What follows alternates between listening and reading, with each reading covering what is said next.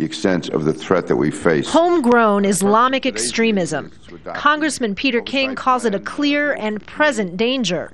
He wouldn't speak to Al Jazeera, but told Fox News, "This is a real threat, and I want the American people aware of it, and I want to see also what we're doing to combat it. And also I'm calling on Muslim leaders to be more critical in denouncing it." But American Muslims are drawing comparisons with Joseph McCarthy's infamous anti-communist hearings of the 1950s. They're joining with leaders from other faiths, calling on King to stop what they describe as a witch hunt. Violence is not only a Muslim phenomenon, it is in every other communities, and to single out one community to say they are the one that bringing this issue or causing the problem rather than treat them as a solution is wrong. We want to be treated as partner, not as suspect. Community leaders fear that the hearings will fuel anti-Muslim sentiment and demonstrations like this one, which took place recently at an Islamic charity event in California.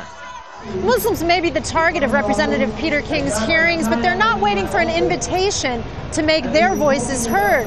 They're speaking out with petitions and rallies like this one here in New York's Times Square to present their view of what it means to be Muslim. We are the #1 trending topic on Twitter and on Facebook.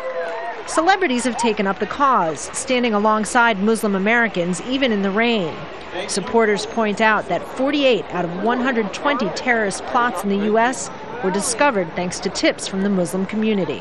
Just because you have the right to build a mosque. King counters with his own figures. He claims radical imams control more than 80% of American mosques. The New York congressman has his own complicated history with regards to political extremism.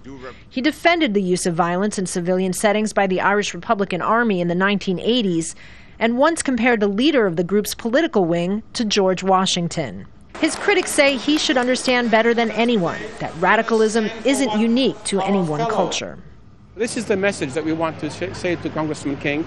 Let this be hearings against terrorism, against extremism, against radicalism, and how it comes about, and not make it hearings against Islam and Muslim organizations.